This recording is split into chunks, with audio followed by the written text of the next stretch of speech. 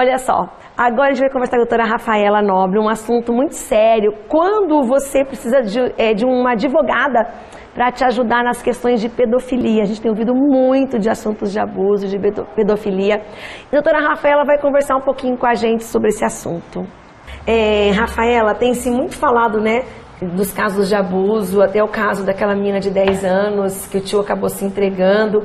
Então vem se falando muito. A gente falou muito do lado psicológico, do estrago que isso faz na vida de uma criança, de uma família.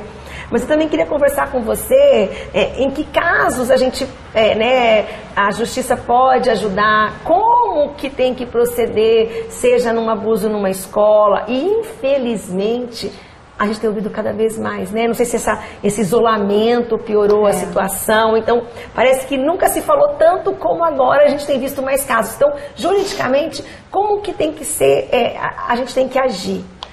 Então, Rose, muito bom você abordar esse tema no teu programa, porque o ideal é a gente educar a sociedade mesmo.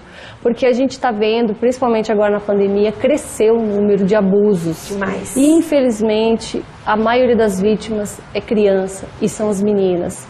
Então, a gente tem que pensar cada dia mais como fazer para protegê-las, né? Porque a gente não pode continuar vendo a situação e não fazer nada, ficar de mãos amarradas. Então, assim, existem dispositivos legais que punem a pedofilia, que punem o estupro, porém, como colocar isso em prática, né? Como tocar nesse assunto delicado com a família? Isso é um desafio, Rose. Até porque a gente vê casos que realmente aconteceram a pedofilia e a gente vê muitos casos de casais que brigam na justiça por separação e muitas vezes a mãe joga contra o marido e às vezes acaba culpando uma pessoa que acabou não cometendo uma pedofilia. Hoje no Brasil é muito difícil esse limiar da justiça, não é, Rafaela? Então, infelizmente, tem pessoas que usam, a gente tem que falar a verdade, né? É muito importante a gente tocar nesse assunto, esclarecer, debater, mas infelizmente tem pessoas que usam sim a legislação, inclusive a própria legislação de alienação parental, para agredir o marido, o ex-marido, o companheiro, enfim, e acabam denunciando falsamente. Isso também é algo assim que deve ser combatido, porque essa denúncia falsa, além de trazer inúmeros problemas para a criança, psicológico, por não conviver com o pai, por passar por todo um procedimento que vai ter que fazer entrevista com psicólogo, um assistente social, é muito traumático. Agora, do outro lado da moeda, quando a gente pensa, e se está acontecendo abuso e a mãe, a avó, a tia, as pessoas têm vergonha de falar, as pessoas se calam. Então, assim, é um assunto bem polêmico e é importante trazer para o debate, porque é só com o debate que a gente vai conseguir esclarecer, que a gente vai conseguir entender qual a melhor forma de lidar com isso. Porque até quando uma mãe vai denunciar uma questão de abuso, seja numa escola, onde quer que seja, ela expõe a criança, ela expõe a família dela, ela vai ter que ir para uma delegacia porque é uma menor, então ela que vai ter que estar junto. Aí essa criança vai passar por um exame no Instituto Médico Legal. Então, assim, já é traumático a questão do abuso. E todo o procedimento é extremamente traumático, né? Então, tudo isso é muito delicado, Rose. Mas veja, se a gente for pensar nos números, a gente fica muito, muito impactado. Porque a cada uma hora, 4 meninas ou meninos com menos de 14 anos são abusados aqui nesse país.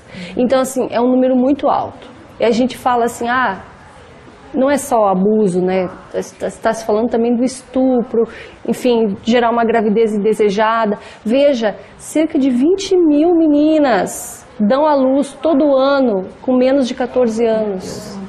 Então, assim, os números são muito impactantes, são muito preocupantes, na verdade, e a gente precisa falar sobre isso. Logicamente que a gente tem que separar o joio do trigo, tem que entender a situação onde o pai realmente está sendo injustamente acusado e a situação onde o pai está sendo protegido pela família, muitas vezes. Por medo, né? Por medo, né? Por vergonha da sociedade, por medo da reação. Então, isso é um assunto assim que realmente tem que ser... você tem que falar com um amigo, tem que falar com o vizinho, tem que falar com as crianças, inclusive, de forma que não traumatize, de forma que eduque realmente. Até eu ouvi uma frase semana passada que você não pode tirar a infantilidade da criança, mas sim a ignorância, porque você tem que ensinar a criança a se defender. Isso é importante, né? Eu penso que talvez um trabalho nas escolas, um trabalho assim que tenha palestras educativas para as mães, para as crianças, que o profissional especializado ele vai saber abordar, né? Eu como advogada de família, eu lido muito com as crianças, né? Eu lido muito com a questão de menores, de guarda. Enfim, esse tipo de assunto, ele é muito delicado. A gente tem que ter uma paciência, digamos, né? Porque não dá para atropelar as coisas. Mas a questão educativa, eu acho que é a mais importante nesse momento. E outra coisa que eu acho interessante a gente falar hoje, é que está sendo colocado, em relação a esse caso que você mencionou da menina, o aborto, né, o fato dela ter sido abusada tal, e ter que fazer um aborto. Porém, não se falou em relação à pedofilia, que é o problema central, né, que é uma coisa que está acontecendo demais. Se falaram só do aborto, dessa história, mas não se falou do principal, claro, também, que é a pedofilia. O que está por trás disso tudo, né? O que sustenta muita gente, porque a pedofilia sustenta muitas pessoas, né? É um mercado negro da pedofilia. Então, esse assunto tem que ser falado, Rose, e eu acho muito bom que você tenha trazido esse debate, trazido esse assunto à tona. E como advogada de família, você que lida com muitos casos, o procedimento para causar um menos impacto numa criança, mas que tem que procurar, as pessoas elas têm que ser punidas, isso tem que acabar. O que você instrui, né, quem está assistindo e que conhece alguém que está passando por isso, juridicamente, como fazer isso? Bom, eu diria que o primeiro passo é você procurar a ajuda do governo, que tem um telefone disponível, Disque 100, tá?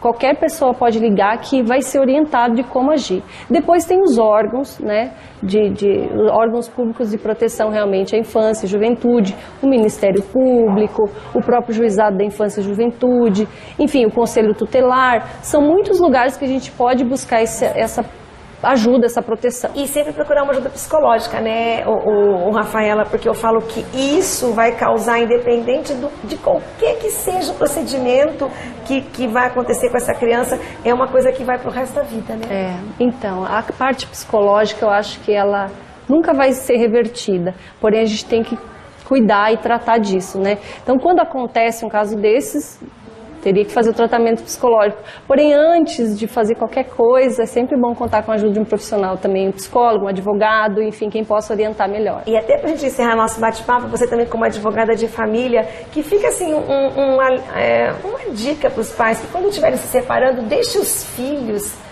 muitas vezes também, fora disso, não use os filhos inventando coisas, não é para poder, já resolva essa situação, mas deixa as crianças fora disso, porque são crianças. Então, isso é um desafio também. Inclusive, eu até vou divulgar o trabalho de uma amiga minha, que é a Ana Kátima, e tem mais outras funcionárias que trabalham, que tratam a respeito disso nas oficinas de parentalidade dentro do fórum, que são palestras, cursos educativos, para que os pais que estão passando por uma separação consigam realmente deixar as crianças de fora, que nem você falou. Não envolvê-las nesse período traumático, né? Tentar preservá-las o máximo possível, né? Que são o nosso tesouro, né? As crianças são o futuro do nosso país, a gente precisa preservar. Olha, adorei conversar com você sobre esse assunto e que você volte mais vezes, tá? Obrigada, muito obrigada. Eu estou sempre à disposição.